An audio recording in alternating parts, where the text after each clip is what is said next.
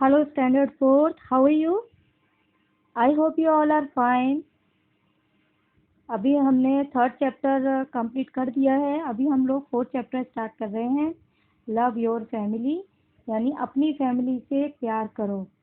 जितना ध्यान हमारी फैमिली में हमारा रखा जाता है, जितने हम सेफ होते हैं, उतना हम कहीं पर भी अपने आप को सुरक्षित महसूस नहीं कर सकते. कोई हमें हमारी फैमिली से ज़्यादा हमारी देखभाल नहीं कर सकता. If you want to change the world, go home and love your family. Mother Teresa ने कहा था कि अगर तुम दुनिया को चेंज करना चाहते हो तो अपने घर जाओ और अपने परिवार को प्यार करो, क्योंकि तुमसे ज़्यादा परिवार को प्यार कोई नहीं दे सकता, और परिवार को तुमसे ज़्यादा प्यार कोई नहीं दे सकता, और तुमको परिवार से ज़्यादा प्यार कोई नहीं दे सकता. ठीक है, तो इसके अंदर मैं आपको कुछ इम्पोर्टेंट चीज़ें जो मैं आपको समझाती हूँ.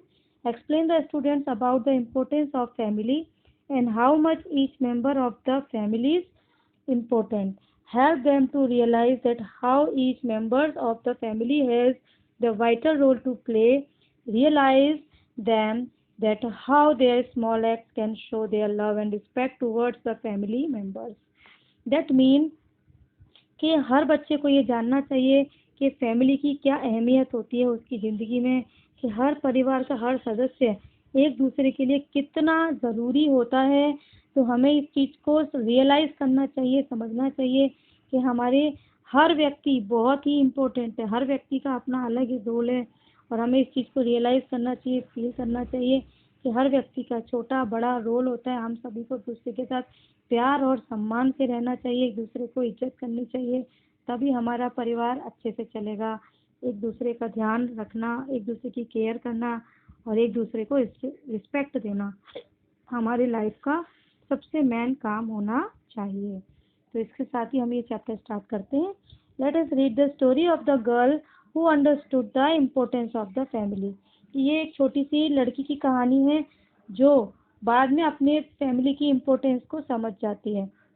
Families love the is priceless, कि परिवार का प्यार होता है वो प्राइसलेस यानी कि अनमोल होता है, उसकी कोई कीमत नहीं लगा सकता. In a city there lived a small girl. Anamika was desirous and careless. She never helped her mother in doing her household work.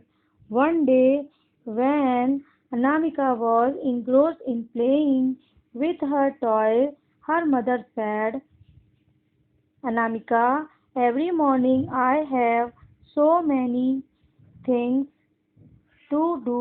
You must help me in household work.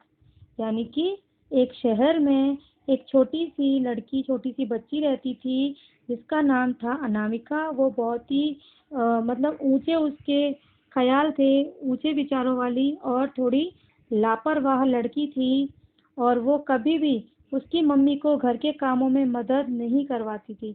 एक दिन जब वो अपने उसके खिलौनों के साथ में खेल रही थी तो उसकी मम्मी ने कहा, जब वो अपने उसकी मम्मी ने उसके पास आके कहा कि अनामिका, हर सुबह में घर में बहुत सारा काम होता है, तो तुम घर के कामों में मेरी हेल्प ज़रूर से कराया करो.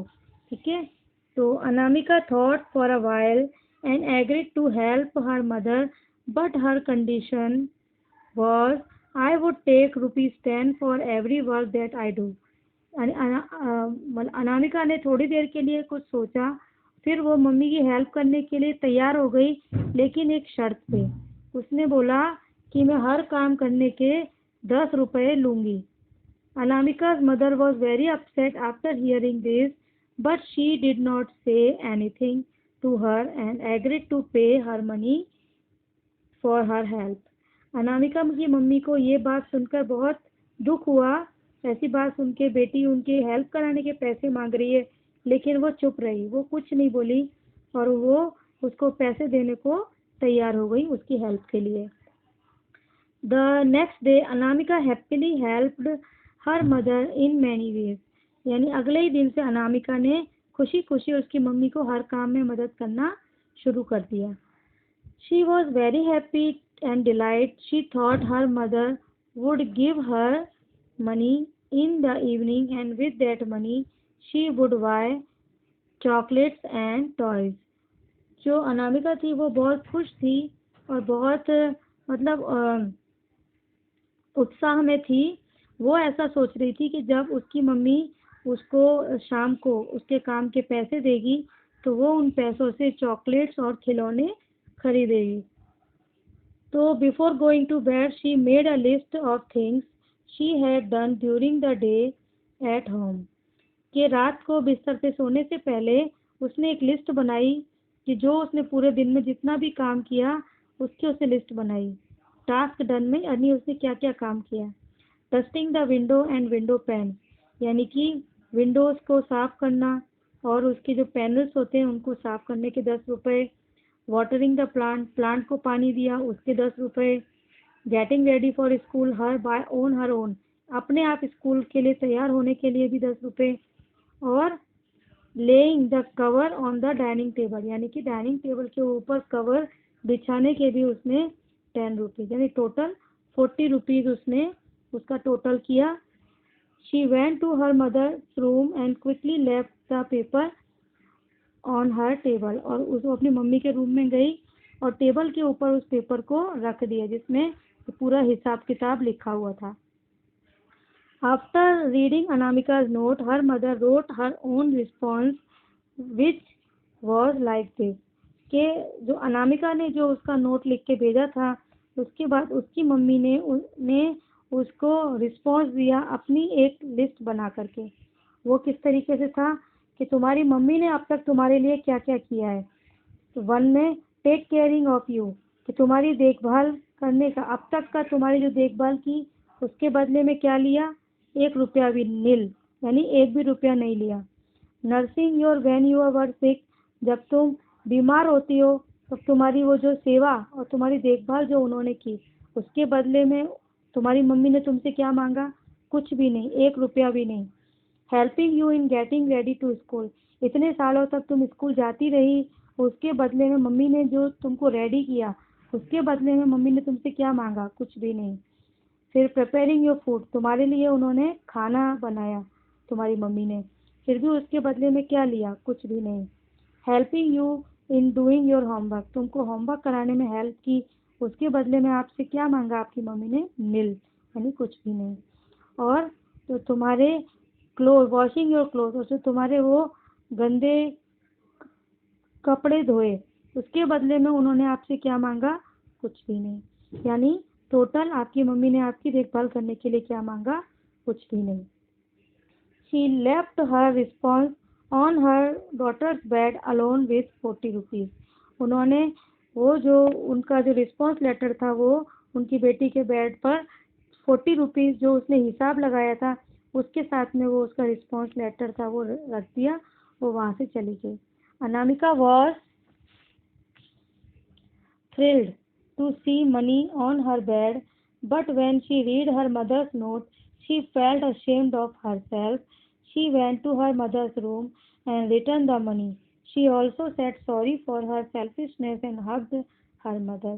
कि जब उसने वो 40 रुपीज देखे उसके बेड पर तो उसको बहुत अजीब लगा, वो बहुत एकदम शक पका गई।